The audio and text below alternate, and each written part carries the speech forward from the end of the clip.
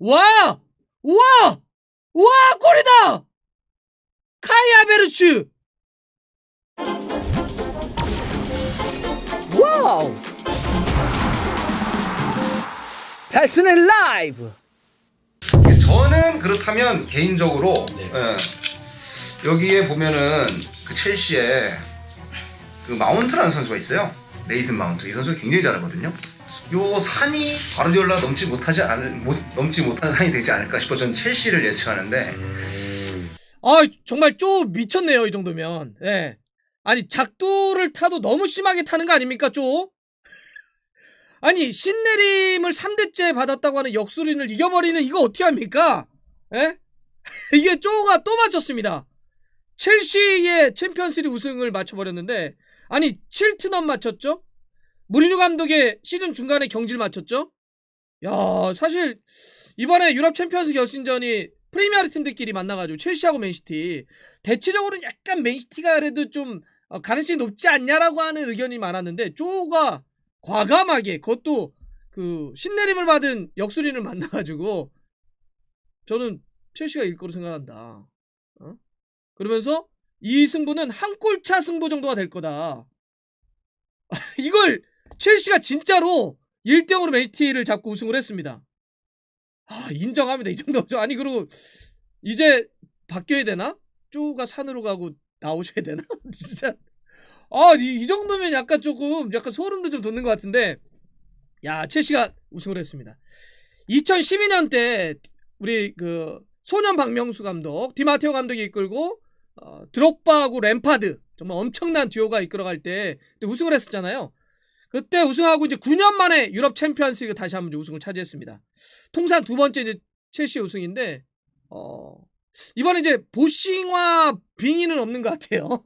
지금 가운데는 그렇죠. 보싱화처럼 저렇게 하는 것이 아니라 아스필리쿠에타 저게 바로 정석이에요. 바로 정석이죠. 비기어는 저렇게 들어올려야 돼요.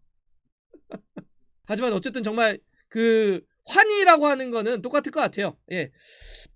아니 쪼가 미친 게 뭐냐면 마운트의 활약을 맞춘 거예요. 또 결과도 맞췄지만 아니 그 마운트 얘기를 막 했잖아요.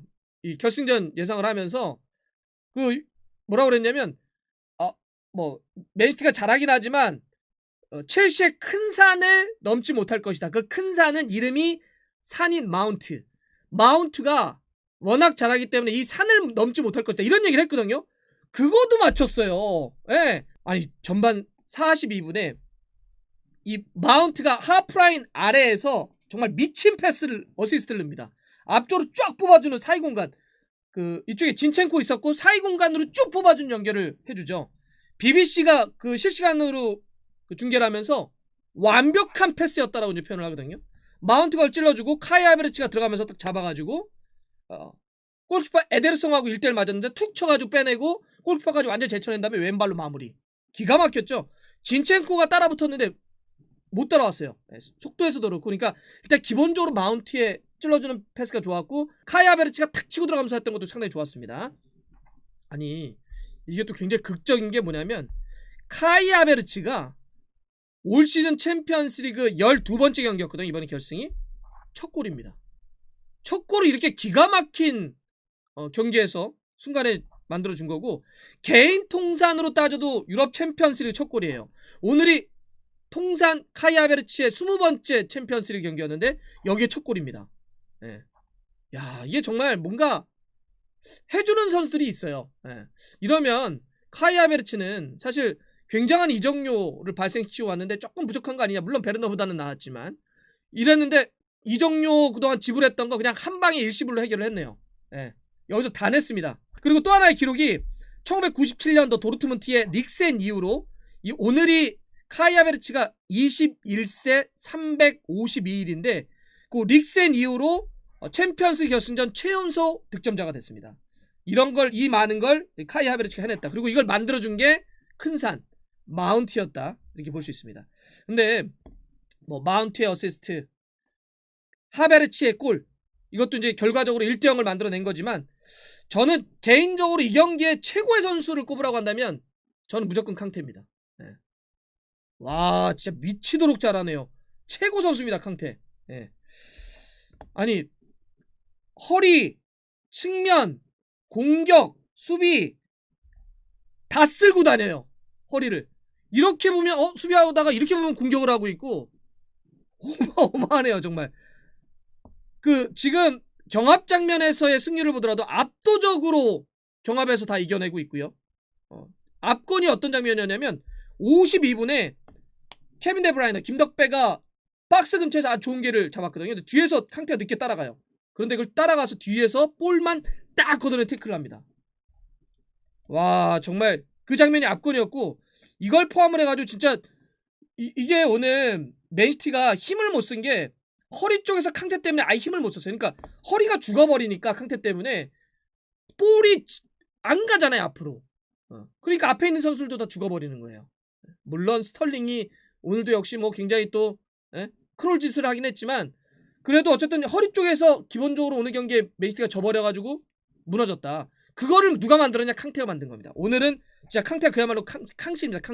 캉신 모드고 오늘 또 이 캉신이 중요했던 건 뭐였냐면 전반전에 그 티아고 실바가 다쳐가지고 사타구니가 올라가지고 막 이렇게 눈물 흘리면서 나갔거든요. 그러니까 백스리가 좀 흔들릴 수 있었기 때문에 앞쪽에 있는 캉테가 만약에 좀 어려웠다고 한다면 이건 굉장히 좀 무너졌을 거예요. 캉테가 끝까지 지켜주더라고요. 사실 오늘 경기 앞두고 그 첼시가 2명의 선수가 약간 좀 부상의 염려가 있다. 바로 캉테와 골키퍼 맨디였는데 에이 약간 저기 연막이었네요. 이렇게 몸이 좋은데? 네. 그래가지고 오늘 캉테 정말 최고였고 캉테가 지금 첼시가 결승전 올라오는 데 있어서 과정에도 레알 마드리드와의 4강 경기 때도 정말 엄청난 활약이었잖아요. 크카모 라인을 지워버렸던 캉테인데 오늘 결승전에서도 그랬다. 계속 이제 MOM의 어떤 활약을 계속 좀 해줬고요. 투엘 감독 얘기 안 할 수가 없죠. 투엘 감독. 와 진짜 아니 이미 새로운 역사를 만들었던 거잖아요. 서로 다른 두 팀을 이끌고 연속해서 챔피언스리그 결승전에 올라온 사상 최초의 지도자입니다. 지난 시즌 파리 생제르맹 그때는 바이에른 뮌헨에게 졌고 이번엔 첼시를 이끌고 그것도 중간에 이끌고 결승까지 올라와서 상대가 맨시티였습니다. 프리미어리그 우승팀인데 이거를 잡아내고 우승을 이끌었습니다. 자 카이 하베르츠를 펄스나인 전술을 쓴 거 먹혔죠.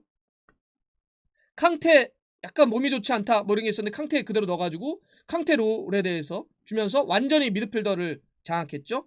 백스리 완벽했죠.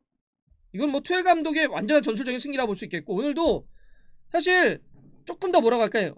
첼시가 잘하는 거에 좀 더 집중을 했던 것 같아요.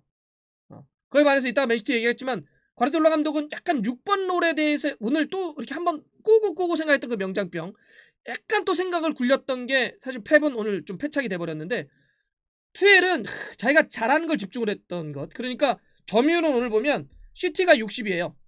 첼시가 40이고 근데 오히려 슈팅은 첼시가 더 많이 때렸다는 거예요. 8개 때렸고 시티가 7개 때렸어요. 이게 뭐예요?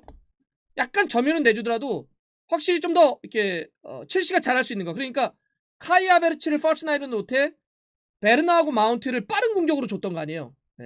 그러니까 카이 하베르츠의 굉장히 많은 활동량 그리고 베르나하고 마운트의 어떤 빠른 어떤 공격 전개 이렇게 해서 실속 있는 경기를 하려고 했던 건데 이게 그대로 주요했습니다. 그러면서 투엘 감독이 첼시의 또 승리를 이끌었다 이렇게 볼 수 있습니다. 진짜 투엘 감독은 진짜 어마어마하네요. 자 반면에 이제 이 과르디올라 감독 같은 경우는 오늘 아쉬웠던 건 제가 봤을 때 두 가지예요. 첫 번째 왜 6번 롤에 균도안을 선발로 넣냐는 거죠. 균도안은 그보다 좀 더 끌어올리고 그 자리에 로드리, 페르난지뉴가 있었잖아요. 없는 것도 아니고. 근데 거기서 균도안을 놓고 밑으로 내려서 필포든과 베실바 위쪽에 또 해가지고 스털링을 놨고 김덕배, 마레지를 놨단 말이에요. 근데 여기서 이 세 명에 있었던 필포든, 균도안, 베실바는 이 세 명은 다 수비적인 미드필더가 아니에요. 그러잖아. 여기서 지금 제가 말씀드렸던 필포든, 균도안, 베실바가 허리를 구축을 했는데 여기서 수비적인 미드필더가 누가 있어요? 없잖아요.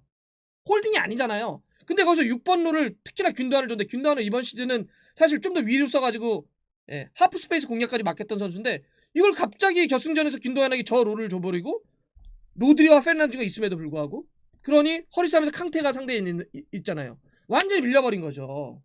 여기서 오늘 과르디올라 감독의 일단 패착 첫 번째. 두 번째는 스털링을 억제기를 선발로 썼던 것도 그렇고 그다음에 스털링을 빼주는 게 더 빨랐어야 돼요.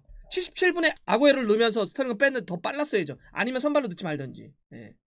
그래서 허리 쪽에 균도안의 6번 롤, 전방에 스털링을 넣었던 게 좀 아쉬웠다. 물론 맨시티는 케빈 데브라이너, 김덕바이의 부상이라고 하는 불운도 있었어요. 57번에 그 케빈 데브라이너가 리디거하고 너무 크게 부닥쳐가지고 어우, 정면으로 부닥쳐가지고 이쪽 왼쪽 눈 이렇게 파랗게 바로 멍든 거 보셨어요? 예. 나가면서 눈물 흘리던데, 물론 그거는 뭐 아파서라기보다는 결승전에 정말 뛰고 싶은 간절함이 있었을 텐데 그걸 못 뛰는 거에 대한 눈물이었겠죠. BBC가 바로 이 교체에 대해서 교체 바로 됐거든요. 사실 그 정도 부닥쳤는데 바로 부어오르는 건 약간 금이 가거나 골절의 위험성이 있어요. BBC의 표현대로 하자면 뇌진탕에 우려가 있다라고 하는 의료진의 소견에 따라서 교체해줬다. 그래서 제주스와 이제 교체해준 건데 이게 이제 좀 불운이었죠. 맨시티 입장에선. 그렇다고 하더라도 아까 말씀드렸던 과르디올라 감독이 그 균도안의 6번 롤과 스털링의 선발 투입, 요거는 좀 아쉽다.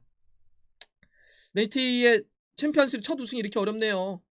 사상 최초로 우승을 할 수 있는 그런 기회였는데 오늘 또 아구에로의 마지막 맨시티에서의 경기였잖아요. 그동안 빅이어를 들어오지 못했던 맨시티이기 때문에 이번에는 한번 들어올 수 있을까 했었는데 못하니까 막 아구에로 끝나고 막 울고 막 진첸코도 울고 막 만선도 울던데, 야, 이게 좀 정말 쉽지가 않습니다. 네, 쉽지가 않고.